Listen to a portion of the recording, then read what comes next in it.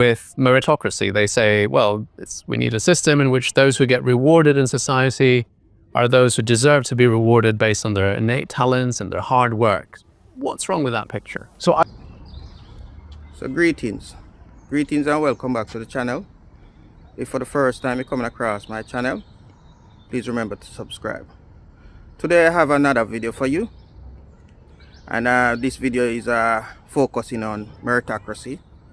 It's also focusing on meritocracy in terms of economic inequality. Yeah, my pronunciation sometimes with these big words. Alright, let's watch the video and come back and have a small discussion. I think there are 2 points that are really important to make here. The first is that under meritocracy, advantage is distributed based on accomplishment.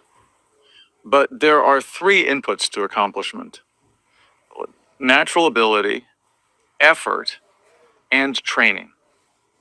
And people who tend to champion meritocracy focus on natural ability and effort because they think, to my mind correctly, that natural abilities are more or less randomly distributed across the population, and even that differences in natural ability aren't debilitatingly great, and they think that anybody can put in effort. The thing they neglect is training, and training really works. And what's happened in our system is that the new elite, the elite that itself reached its position through meritocratic means, has an unmatched willingness and interest in training its children, and the enormous resources it gets through meritocratic pay enable it to invest in training its children in ways that nobody else can match, with the result that the children of rich parents are out-trained. And even though they don't have more natural ability and they don't have a greater propensity to put in effort, all the training that gets pushed into them is incredibly effective, and means that, for example, at an institution like mine, there are in typical recent years more children whose parents are in the top 1% of the income distribution than in the entire bottom half. A couple things. If you look across historical experiences with meritocratic systems, and this isn't the first time this has happened, right? This happened in China long ago. And one of the things that happened with the Chinese meritocratic system is that the meritocrats started getting special training for their kids, who started acing the exams that got you into the elite positions in the next generation. And in a sense, this is like the iron law of oligarchy. It just applied to meritocracy. So I think, inevitable is a powerful word. There are tendencies in this direction, and it will be a constant struggle in a meritocratic system to temper the system in such a way that its virtues can be retained without succumbing to these vices, which I take to be really bad vices. On the question of inequality 50 years ago, it's very complicated because, in the United States, for example, there was enormously more racial inequality 50 years ago than there is today. There was enormously more gender inequality 50 years ago than there is today. There was enormously more religious inequality, enormous more equality by sexual orientation or gender identity than there is today. So there have been genuinely egalitarian and emancipatory movements that have succeeded, and succeeded, not completely, but impressively and highly consequentially. There was less economic inequality.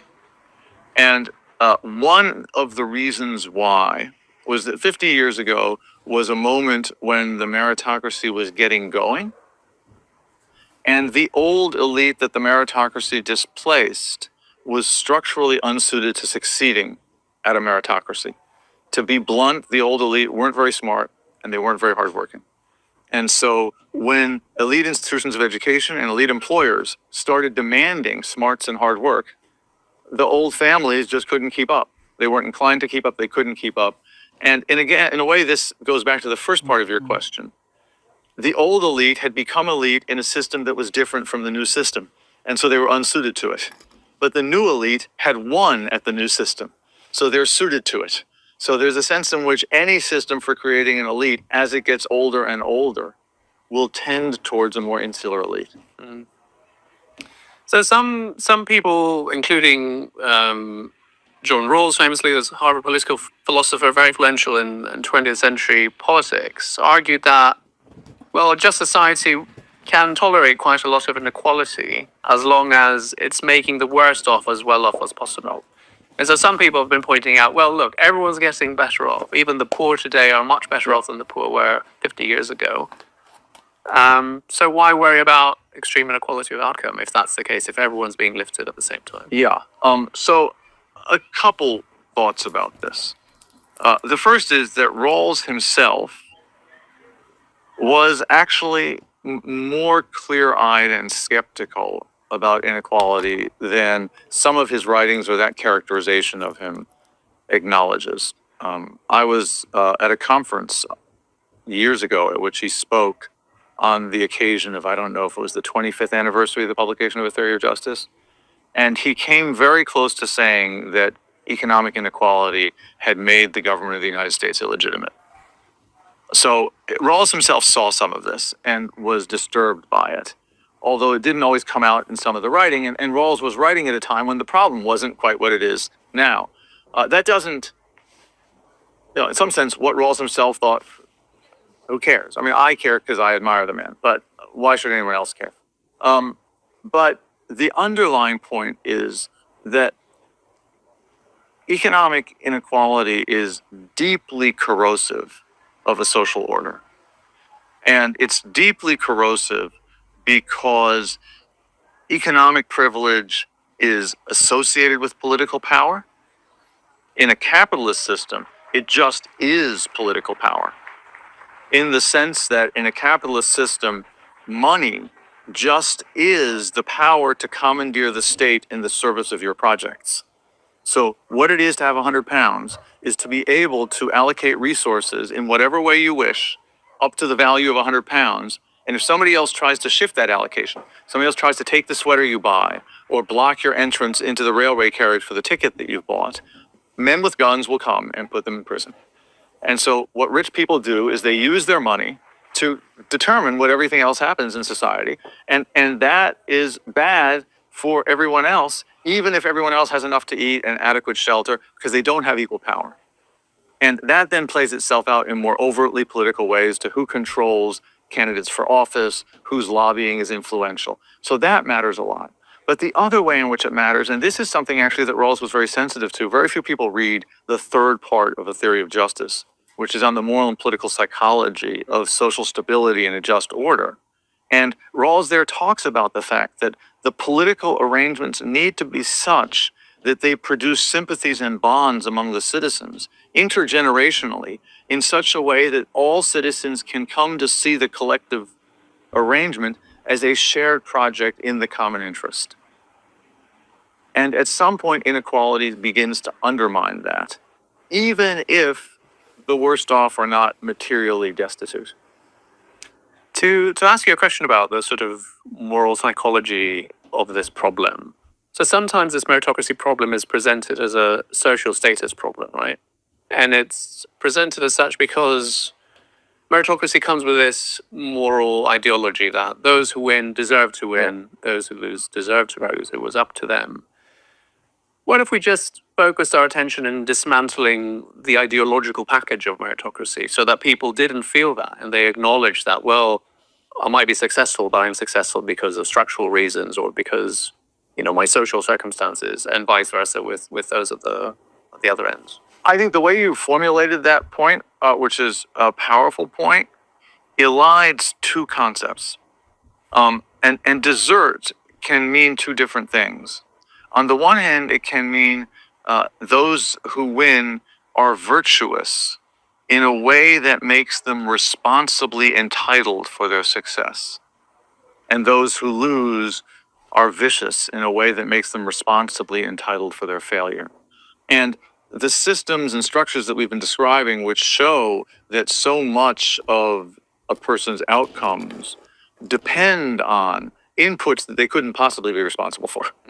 How much their parents have invested in their education, how much the state has invested in their education, undermines that conception of desert. Although notice that even there, meritocracy is insidious because it's a feature of meritocracy, unlike aristocracy, that the elite also has to have their own skin in the game. So even the rich kid who got all these inputs is still working all the time and is still displaying character traits that are virtuous all the time. And that makes it a little hard to disentangle this. But let's suppose we can.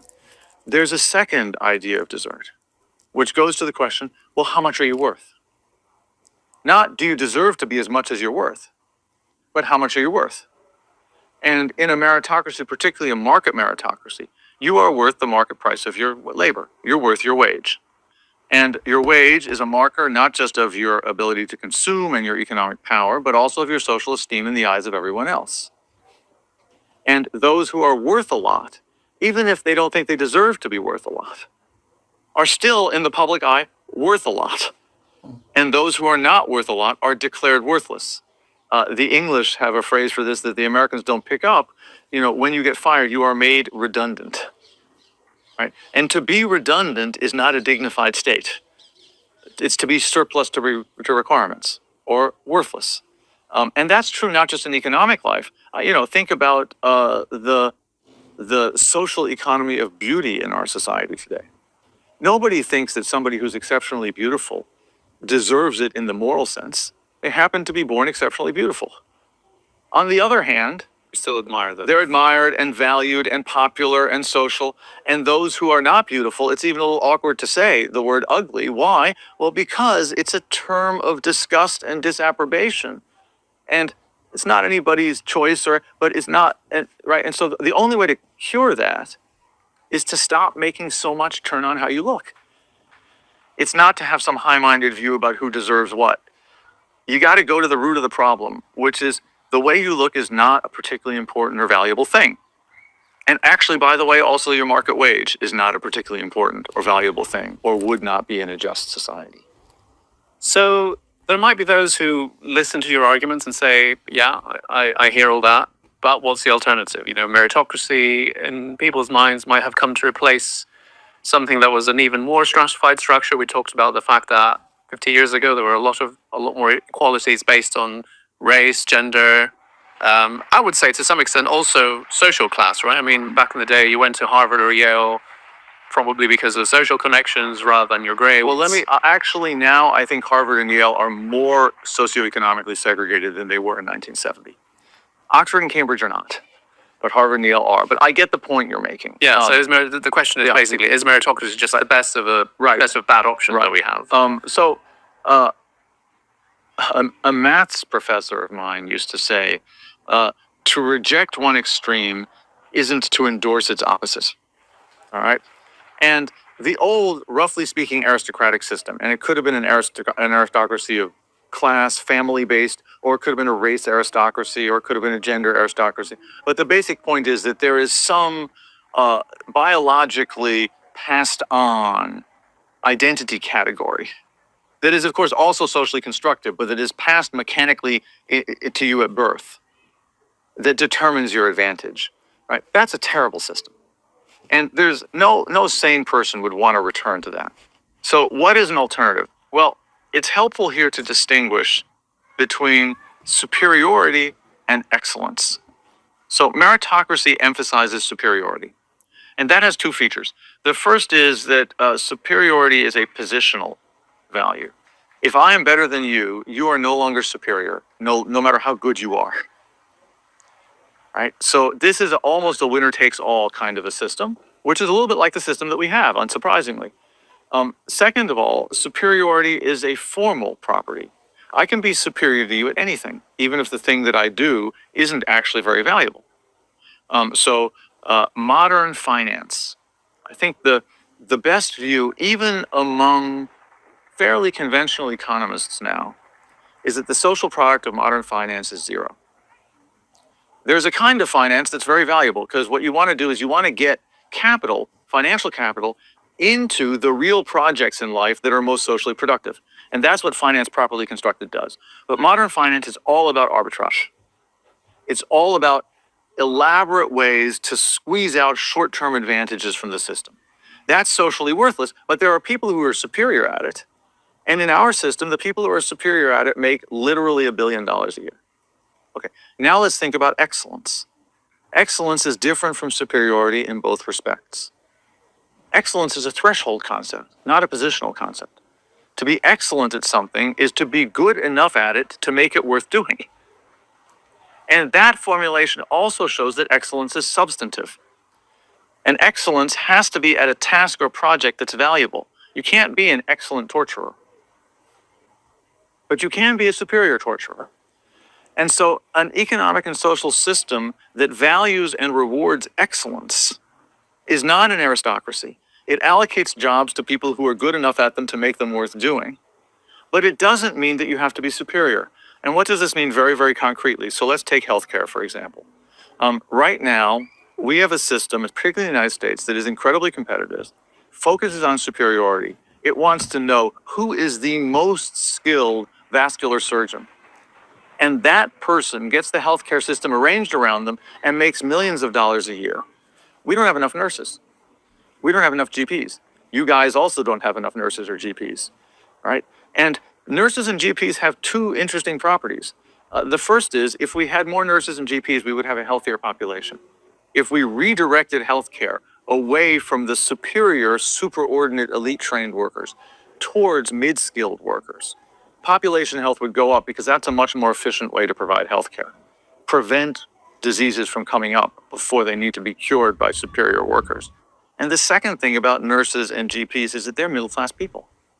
Middle class in the US American sense, not in the UK elitist sense. And so this system would provide better healthcare for the population and a much more egalitarian labor market. We don't have enough home health aides. We don't have enough teachers.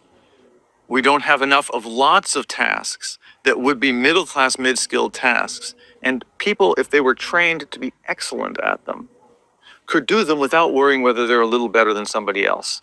And that's the sort of economic arrangement that we should be aiming for. Your next work looks at another sort of sacred cow, perhaps, of liberal democracy, growth, the ideology of growth. All governments aim for it. We think it's a way of alleviating poverty and at the same time encouraging social mobility. And yet there is this idea that it can't go on forever. What's your work on criticizing growth? Yes, so the book is tentatively entitled The Good Life After the Age of Growth. And what that picks up on is, as you say, growth has become our common sense. We have associated growth both as societies and as individual people. We want more money. We want to manage bigger organizations. We've associated growth not just with one virtue, but with ambition in itself. And we have this feeling that if we give up on growth, we're just giving up, right? There are critics of growth, but those critics, to my mind, often frustratingly romanticize the pre-growth world and think that growth has always been a calamity. And my view, and the view of the book, is that growth and the ideal behind it are one of humanity's greatest moral accomplishments. 250 years ago, almost everybody was poor. 80% of the world in 1800 lived on less than $2 a day. That's what's considered deep poverty. Now, $2 a day in current dollars, not in $1800. And the reason why today only 10% of the world live on less than $2 a day, which is immorally too much, but very different from 80%, is growth. All right? The economic inequality in the world today is exactly the same as it was in 1800. So there's been no redistribution. It's all growth. So my view is growth is an enormous moral accomplishment. And it was accomplished partly because society embraced the growth ideal. At the same time, growth cannot continue. Over the last 250 years, the population of the world has increased by a factor of 10, and average incomes have increased by a factor of 30. If growth at that rate continues, in 2500, there will be 100 billion people on the planet who are, on average, 30 times as rich as the average Pole is today. That's not going to happen. So that means growth is going to end. And if growth is a moral ideal and growth is going to end, in the post-growth world, there'll be an enormous imaginative hole in our civilization. And we'll need to build a new civilization around new ideals that are suited for a world in which there's been a lot of growth, but there's not going to be any more. And the third part of the book describes what those ideals might look like. According to the thing, people are not subscribed. Please subscribe. And the subscription